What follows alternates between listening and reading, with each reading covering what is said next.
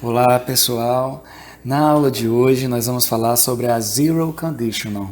A Zero Conditional é uma estrutura frasal muito comum na língua inglesa. Nós vamos entender como ela é construída e qual a sua funcionalidade dentro da língua inglesa, tá? Antes de tudo, é importante que a gente saiba o que é uma condicional, uma estrutura condicional, né? Em inglês nós dizemos conditional sentences, sentenças condicionais. As conditional sentences são sentenças que discutem uma condição e suas consequências, ou seja, um fator, né, e uma causa e os seus resultados, os seus possíveis resultados.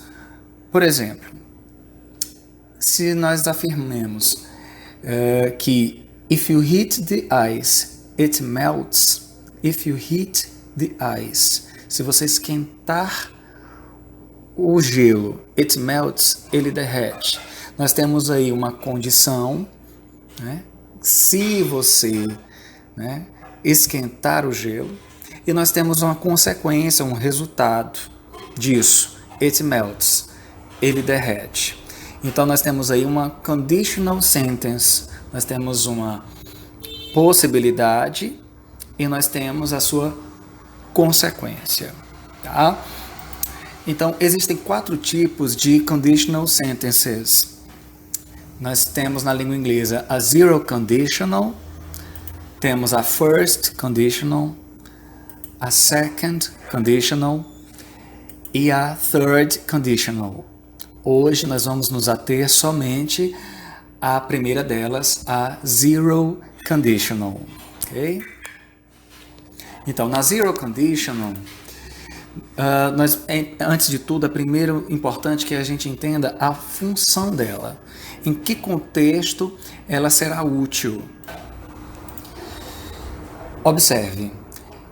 A zero conditional, ela é utilizada para fazer afirmações sobre o mundo real e frequentemente se refere a situações verdadeiras, como por exemplo fatos científicos ou regras. O tempo dessa condicional é o agora, ou sempre, e a situação ela é real e possível de acontecer. Vamos ver um exemplo. If you mix red and blue, se você misturar vermelho e azul, you get purple. Você consegue o roxo, né? Então observe que nós temos aí uma condição, tá? Uma possibilidade, if you mix, se você misturar. E nós temos um resultado, uma consequência dessa ação, e essa consequência ela é inteiramente real, né? Ela é inevitável. Ok? Se você fizer isso, vai acontecer este resultado, não tem como acontecer outro resultado, tá? Então, a zero conditional, ela é utilizada então para exemplificar fatos científicos ou para entregar regras, ok? Para passar regras para outra pessoa, para um grupo de pessoas, tá?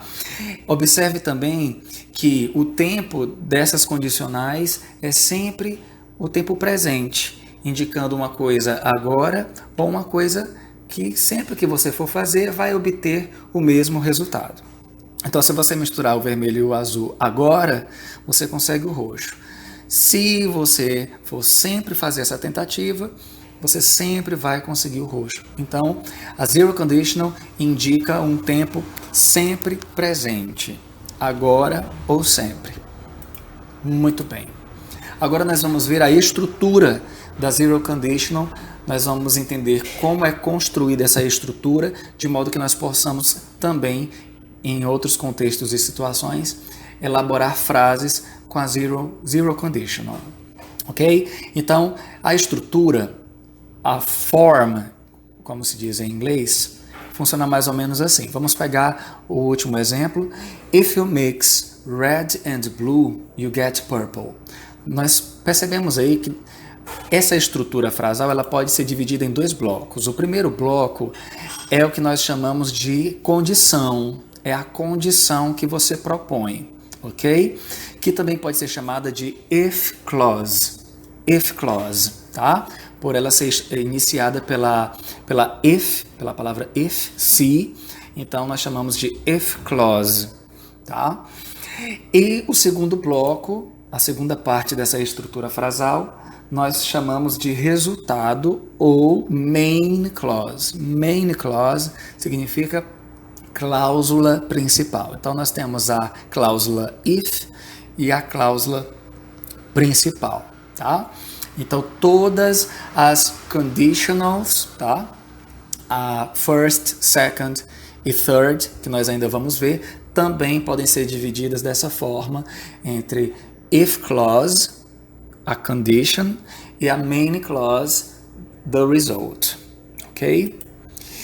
Em ambas as partes da zero conditional, o tempo verbal é o simple present, ok? Que é o presente no inglês, tá? Então observe que tanto na if clause como também na main clause, o verbo está no tempo presente, no simple present em inglês.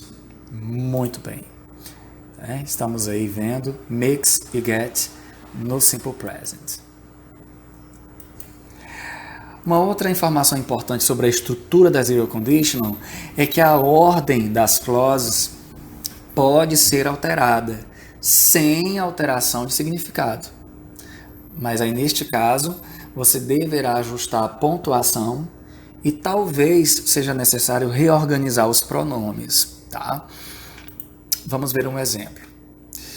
If you heat ice, se você esquentar o gelo, ele derrete, né? Então, se você esquentar o gelo, ele derrete, você percebe que entre a if clause e a main clause tem uma vírgula separando a if clause da main clause. Mas quando você inverte, ice melts, gelo derrete.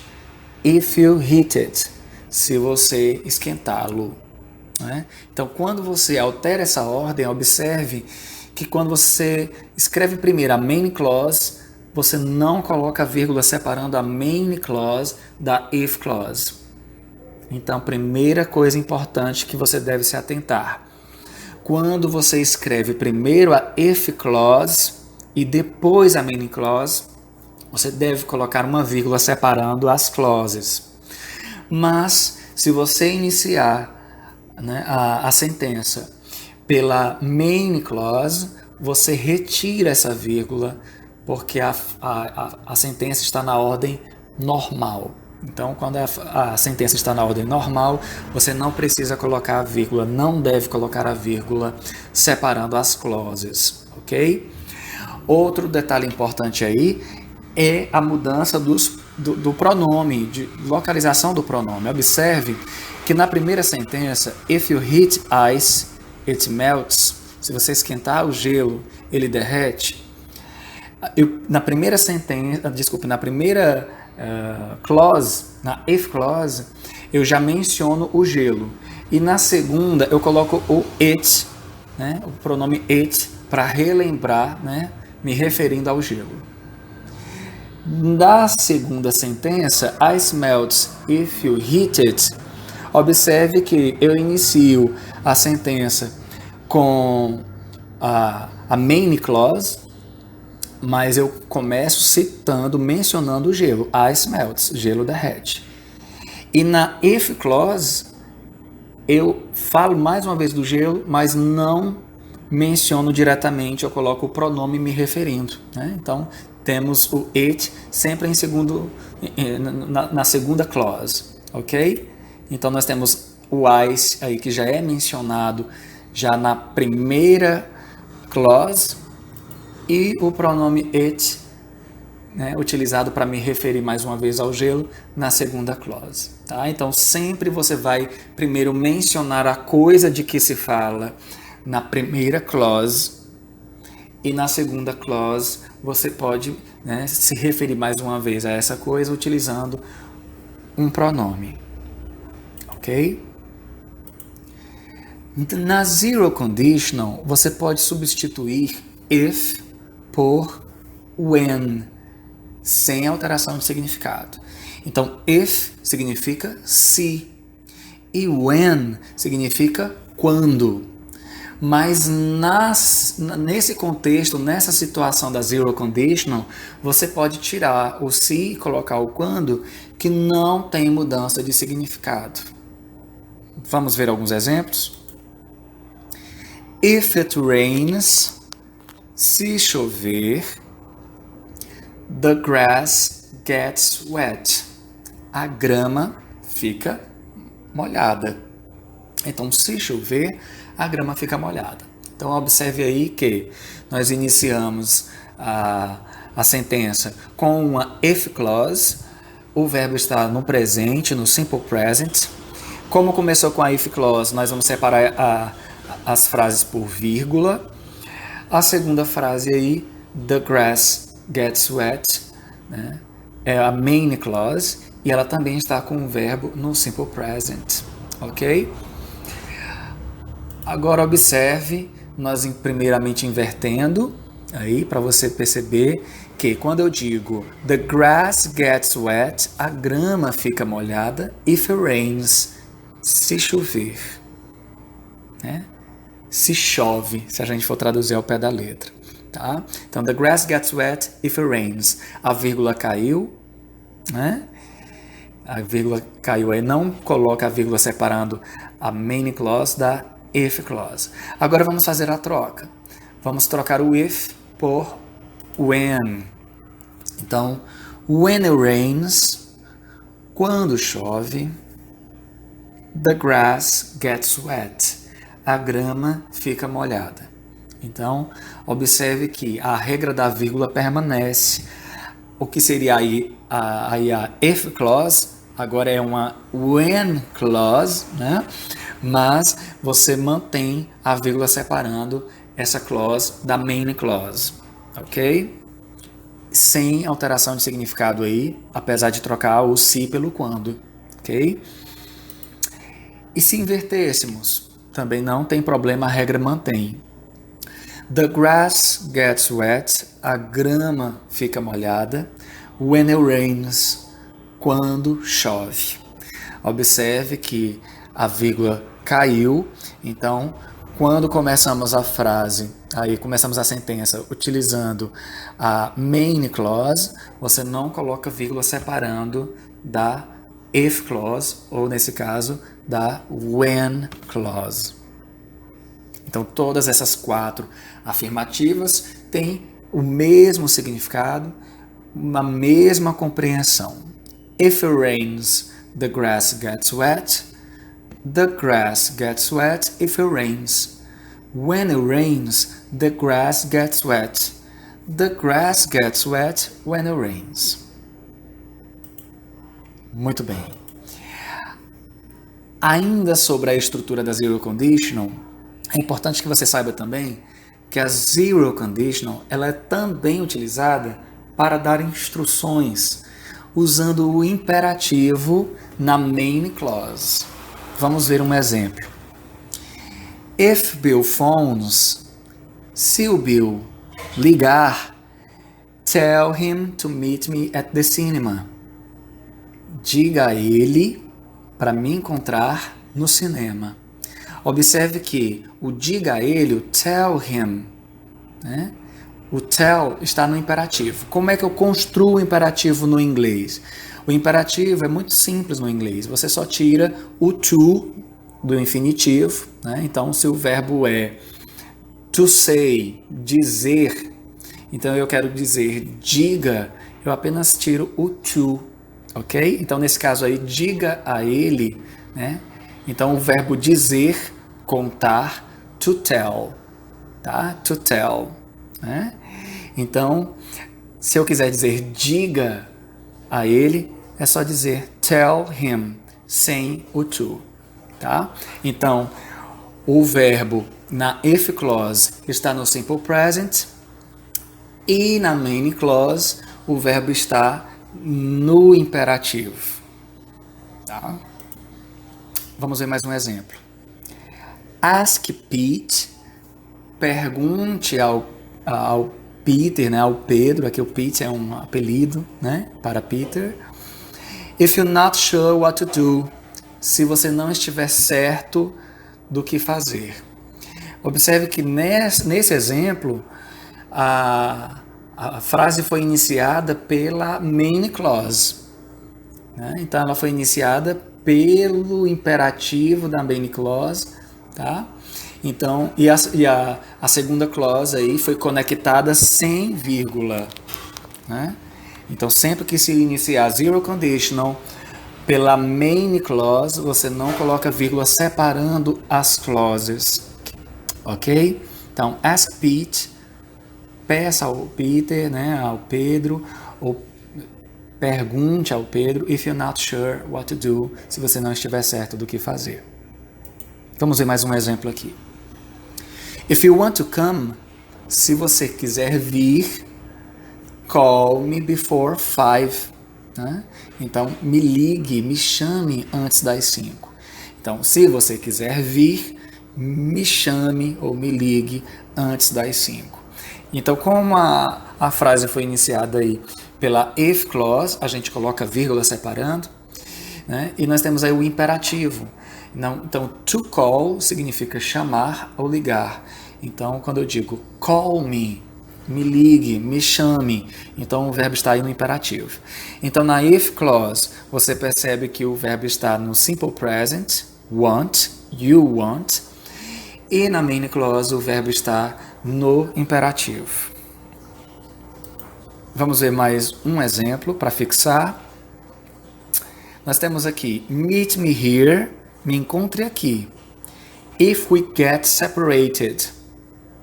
Então, me encontre aqui se nós nos separarmos, se nós, né, ficarmos separados. Né? Então, como a sentença ela começa pela main clause, nós não separamos por vírgula. E nós temos aí o verbo da main clause no imperativo. E a segunda clause aí, no caso a if clause, né, nós temos o verbo no simple present, que é o get. Get separated, ok? Ficar separado, nos separarmos. Muito bem. O que é que nós aprendemos sobre as zero conditionals hoje? As zero conditionals são sentenças que apresentam uma condição e a sua consequência. Então, nós temos um fator, uma motivação e o seu resultado. As zero conditionals são utilizadas para citar fatos reais ou regras. São situações que, se forem realizadas, o resultado é único, o resultado é óbvio, ok? As zero conditionals são sempre usadas com o verbo no presente nas duas clauses, ok? Diferente das outras conditionals, nós vamos ver em outro momento que os tempos verbais mudam. Então, na zero conditional é sempre o simple present nas duas clauses. Quando iniciamos a sentença com a main clause, não colocamos vírgula separando as clauses, ok? Então, se iniciarmos pela if clause, colocamos vírgula separando. Se iniciarmos com a main clause, não colocamos vírgula separando. Outra coisa importante que aprendemos é que nós podemos trocar o if por when sem alteração de significado na zero conditional, tá? Então, tanto faz eu colocar if, se, ou when, quando, na estrutura da if clause, que não altera o significado. E uma outra coisa também muito importante que nós aprendemos é que a zero conditional também ela é utilizada para dar instruções.